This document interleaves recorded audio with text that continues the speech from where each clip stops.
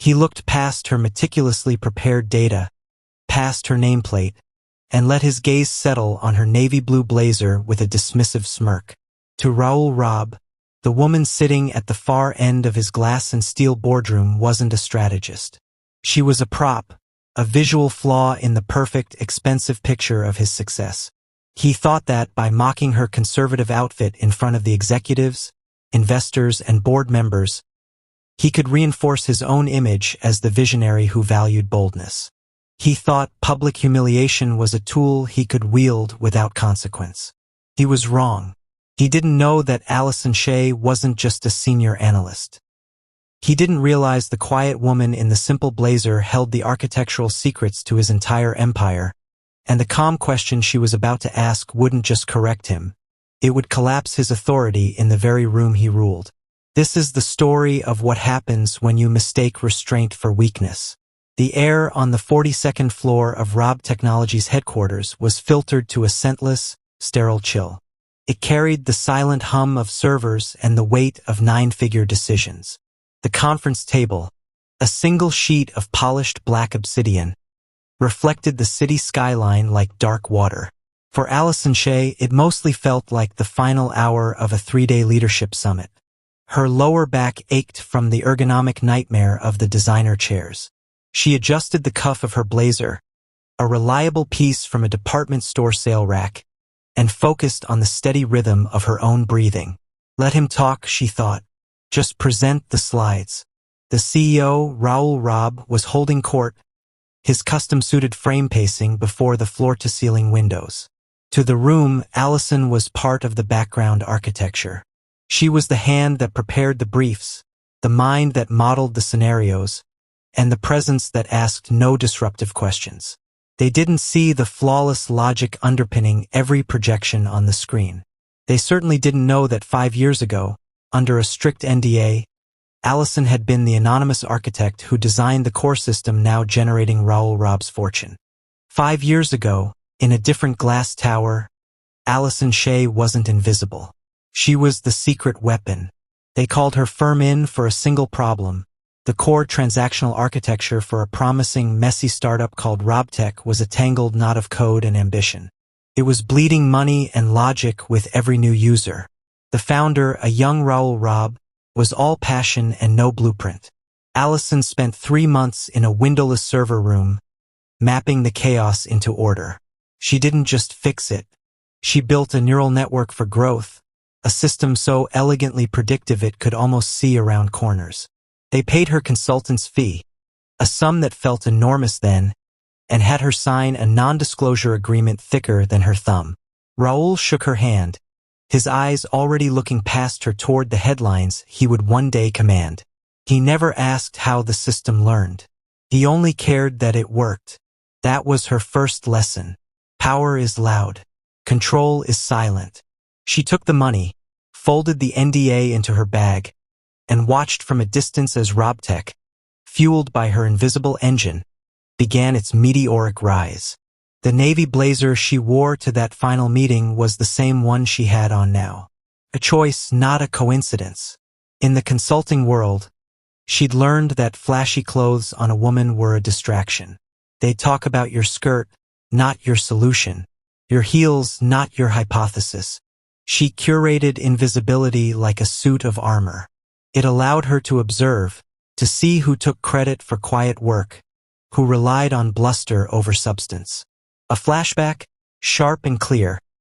A managing partner at her old firm, patting her shoulder after she'd saved a Fortune 500 account.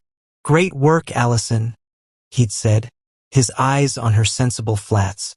"But for the final presentation, maybe let David lead. He's got that commanding presence." David hadn't understood the first line of her algorithm, but he wore a $5,000 watch. She learned. Oh, how she learned. Data didn't care about your watch.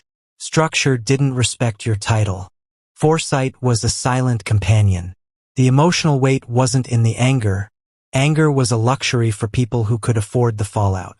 The weight was in the restraint. It was in knowing the exact structural flaw that would cause a system to fail in 18 months, presenting it clearly, and watching a man in a nicer suit dismiss it because the delivery lacked executive energy. It was in building empires for other people to live in. She joined Robtech as a senior analyst 2 years later, a deliberate step down on paper, a strategic move in reality. She needed to see what Raul had done to her creation. What she found was a beautiful engine being fed the wrong fuel, pushed toward a cliff with the CEO cheerfully at the wheel, convinced he was driving a genius only he could see. And now, in this chilled, silent room following his insult, that familiar weight settled on her. Not the weight of humiliation, the weight of responsibility. For the system, for the people in this room whose pensions depended on it. For the truth itself, which had been buried under layers of arrogance and image. She let out a slow, quiet breath, the only sign of the storm inside. The insult wasn't a wound. It was a confirmation, and it meant the countdown, the one she'd been quietly monitoring for years, had just reached 0. From the moment the nervous laughter had subsided, Raul Robb felt a surge of clean, satisfying power. The Shea woman's quiet, "I'll keep that in mind," was a total surrender. He'd re-established the hierarchy. See? This was why you enforce standards. Optics were everything. His entire life was a testament to that truth. He hadn't invented the core technology of Robtech. A savvy acquisition of a struggling startup had done that, but he had branded it. He'd taken a complex, nerdy system and wrapped it in sleek black metal and minimalist marketing that screamed luxury intelligence. He was the face, the vision, the story. People bought the story. He'd risen by understanding what people wanted to see. A winner. A man so confident he could mock an employee's outfit and have it be a lesson, not a cruelty. Charisma opened doors. Strategic omission kept them open. He never lied about his role. He just let the narrative flow around the inconvenient details, like the original anonymous architects whose work he now owned. They were ghosts. Ghosts didn't give TED Talks. As he clicked to the next slide, his confidence was a physical warmth in his chest. The board was watching. Media reps were here. This summit was his runway, and he was soaring. His internal dismissal of Allison was complete. She was background noise now, a minor adjustment made to the room's ambience. His mind was already on the headlines tomorrow. Robtech CEO charts bold future. He glanced at his reflection in the dark glass of a monitor, adjusting his cuff. Perfect. His belief was absolute. Appearance was the deepest form of competence. If you looked like you were in control, you were. If you dressed like you were in charge, you were. The woman in the cheap blazer? She dressed like a follower, so she was one. Power, in Raul's world, was a waterfall. It flowed from the top down. Everyone below was just there to get wet.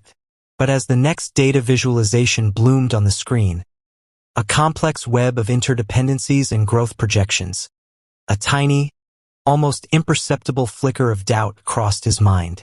The model, it was sometimes a black box, even to him. His CTO had always mumbled about the core logic being fragile if pushed beyond its original parameters. Raul had brushed him off. Logic was his. The system was his. What was theirs was his.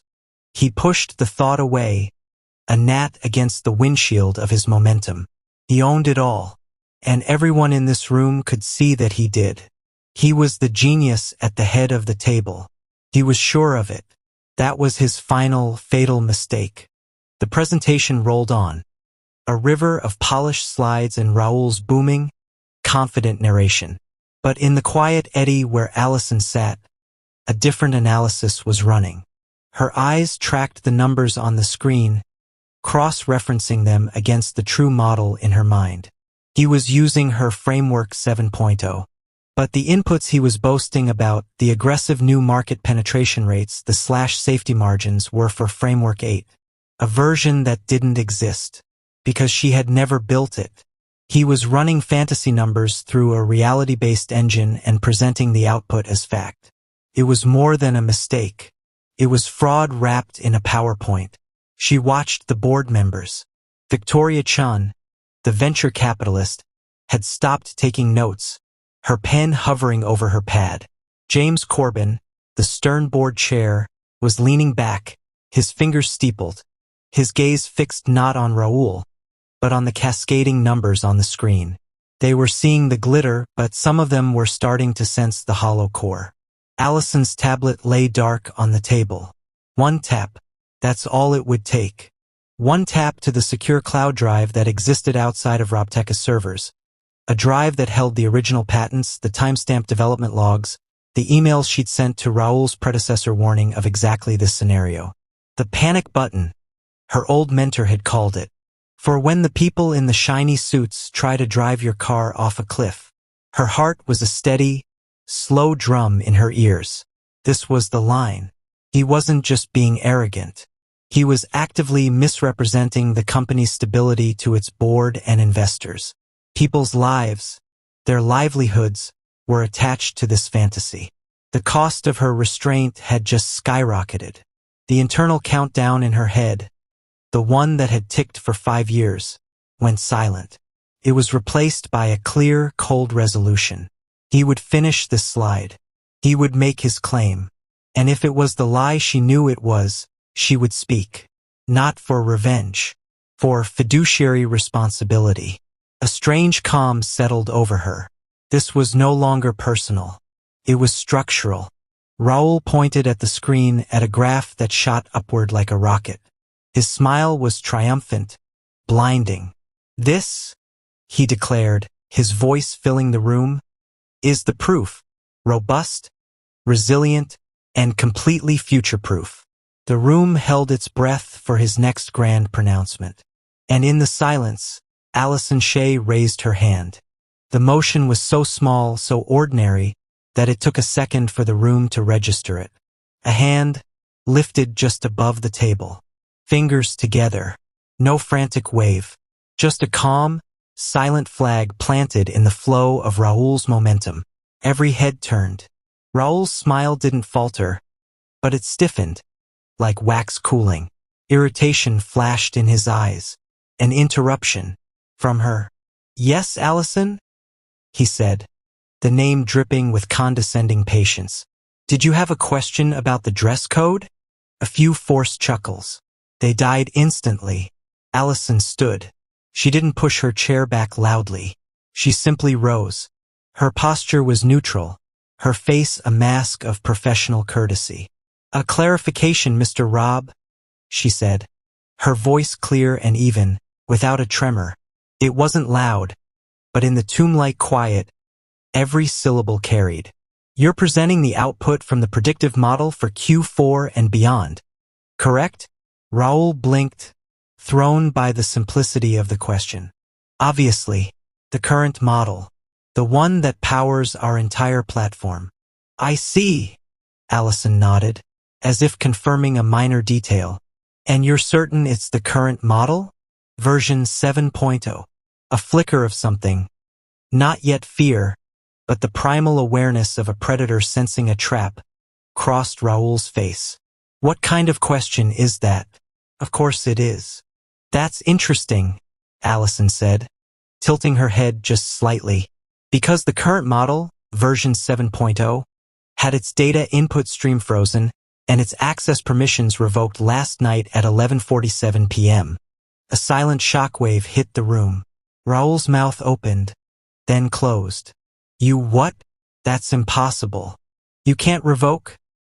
I can, Allison said, her tone still that of a helpful colleague. I own the foundational logic, the intellectual property. The model in its pure form is mine. You license it. She picked up her tablet. A single soft tap. On the massive screen behind Raoul, the rocket ship graph vanished. In its place was a legal document. Patent. Patent holder, Allison Shea. Inventor, Allison Shea. Assigned to Shea Strategic Holdings, LLC. Licensed to Robb Technologies, Incorporated. The silence that followed wasn't just quiet. It was a vacuum, sucking the air, the confidence, the very reality out of the room. Raoul Robb stood before his board, his investors, his world, with someone else's name blazing across the screen he thought he commanded. He was no longer the genius. He was the guest in the house, and the owner had just walked in. Raoul stared at the screen, his brain scrambling for solid ground. "This is a technicality," he blurted, the first crack in the polished facade. "A legacy filing from the early days. This doesn't change the data." Allison didn't look at him. She looked at the board members, at Victoria Chen, at James Corbin. She addressed them. "The data you're seeing is invalid," she stated flatly. Another tap. The patent was replaced by a side-by-side comparison.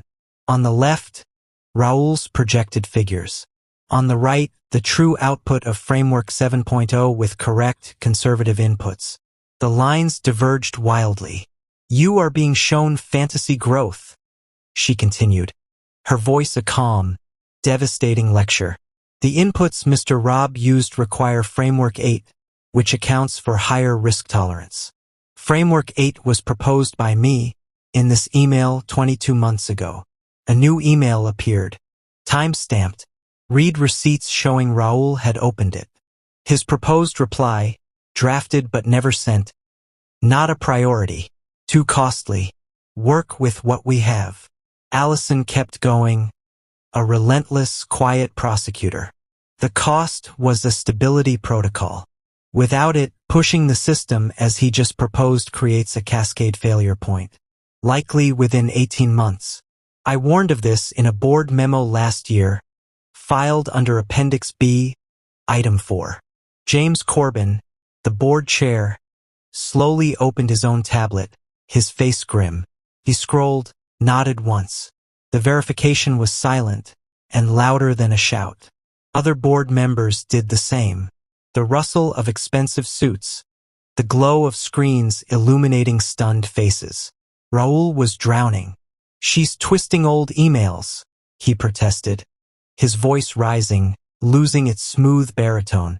"This is a disgruntled employee trying to sabotage." "Ms. Shea." The voice was Corbin's, quiet, firm. He didn't look at Raoul. "Who currently controls the licensing agreement for the core logic?" Allison met his gaze. "I do.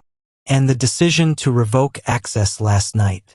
Was that within your contractual rights?" "It was. The license is contingent on ethical and accurate representation of the model's capabilities. Section 12, Clause C." Corbin nodded again. He finally turned his head toward Raoul. The look wasn't angry. It was disgustingly clinical, like a doctor looking at a failed test result. Raoul's image, the one he'd built with such care, didn't just crack. It shattered in that single, silent glance. The man who believed appearance was everything now appeared, to everyone, as exactly what he was. A fraud standing on another woman's work. The truth had spoken. It hadn't even needed to raise its voice. The room held its verdict in the air, unspoken but absolute. Raoul could feel it, the tectonic plates of his power shifting, grinding, leaving him stranded on a sinking island. He looked from Corbin's icy face to the other board members, their expressions a mix of betrayal, calculation, and pity. The pity was the worst. "James," Raoul began, forcing his voice back into its lower register, attempting to reclaim the room. "We can discuss this internally. This is a strategic misunderstanding that—" "Raoul." Corbin didn't raise his voice. He simply stood. The action, slow and deliberate, commanded more authority than any of Raoul's pacing ever had. "The board will require an emergency session to review the discrepancies in today's presentation." He paused, his eyes sweeping the other executives and media witnesses, "and to discuss leadership's fidelity to the company's foundational assets." It was corporate speak for "you're done," a death sentence in polite language. Raoul's face flushed a deep, mottled red. The humiliation was a fire in his veins. "You can't be serious. Over this? Over her?" He jabbed a finger toward Allison, who had remained standing, silent and watchful. She didn't flinch. She didn't smile. She just observed, as if collecting final data points on the failure of a flawed experiment. "The meeting will continue," Corbin said, his gaze finally settling on Allison. "With those who have a clear understanding of our actual strategic position. Raoul will need the room." The words hung there. "Will need the room." Not "please leave." Not "you're fired." A simple, logistical request that stripped him of his throne more completely than any shout ever could. He was being asked to vacate the space he had built so the adults could talk. For a moment, he seemed to physically shrink. The Italian suit suddenly looked like a costume. The heavy watch a ridiculous prop. He opened his mouth, but no sound came out. The waterfall of power had reversed. He was the one drowning, and no one was throwing him a line. He cast one last, furious, bewildered look around his glass-throne room. No one met his eye. Not a single person. The ultimate silence. With a sound that was half gasp, half choke, he turned and walked stiffly to the door. The click of the latch behind him was the quietest, most deafening sound in the world. James Corbin sat back down. He gestured to the empty chair at the head of the table. Not his own, but Raoul's. "Ms. Shea," he said, "perhaps you should start from the beginning and tell us what, exactly, we own." The emergency board session lasted 7 hours. Allison talked. They listened. She presented the real numbers, the real risks, the real roadmap that didn't rely on magical thinking. It was less a presentation and more a forensic audit of Raoul's reign, delivered by its original architect. She didn't taste vengeance. She felt the profound fatigue of a long-delayed correction. By 10 p.m. it was over. The vote was unanimous. Raoul Robb was suspended, pending a full investigation. Allison Shea was appointed interim strategic director, with a mandate to stabilize the core platform and a signing bonus that reflected 5 years of back-owed value. The compensation package wasn't a reward. It was a settlement for borrowed genius. News broke at dawn. The headlines weren't what Raoul had dreamed of. Robtech founder ousted after boardroom showdown. The silent architect. How an unseen analyst held the keys. The narrative had flipped. Her quiet competence was now a legend. Her understated style was a signal of substance. The next day in the office was a study in shifting gravity. The same peers who had looked through her now met her eyes, offering tight, respectful nods. "Congratulations, Allison," they'd say, the words careful. One woman from finance, younger, with scared, hopeful eyes, stopped her by the coffee machine. "I saw what happened," she whispered. "Thank you." That hit Allison harder than any board vote. It wasn't about her. It was about every person who had ever been talked over, credited over, dressed down. She sat in her new office, a glass cube, but one with a clear view of the server halls, not the skyline, and felt the weight of the new responsibility. It was heavier than the old one. This was visibility. This was accountability. Restraint had been her shield. Now action was her tool. She thought about Raoul, his empire unraveling. His fall wasn't her triumph. It was the cost of his own catastrophic underestimation. She hadn't taken his power. He had simply been standing on her shoulders the whole time, and she had finally decided to stand up. The real work, the hard work of repair, began now. And for the first time, she wouldn't be doing it in the shadows. 1 week later, the first official leadership meeting under the new interim structure was called. The same boardroom, the same obsidian table, the same filtered, chilled air. Allison walked in 5 minutes early. She wore the navy blazer, the same one from the summit, the one she'd owned for 5 years. The cuffs were still slightly frayed if you looked closely. She took her seat, not at the far end, not at the head. She took the seat to the right of the chair, where the chief strategist sits. One by one, the executives filed in. Victoria Chun gave her a small, approving smile. James Corbin entered last. He paused behind the head chair, then, without ceremony, pulled it out and sat. He didn't own the company's past, but he would steer its present. "All right," Corbin began, his eyes scanning the room. "Let's get to work.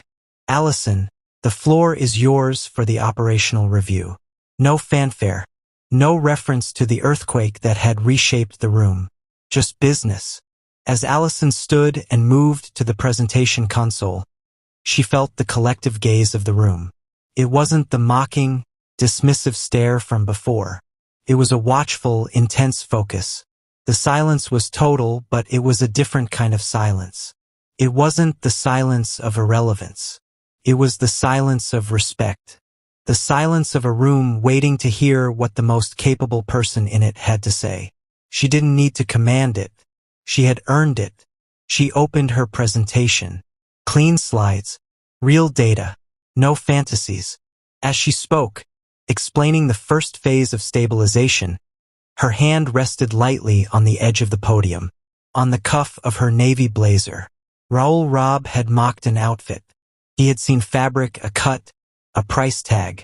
He never realized it was armor.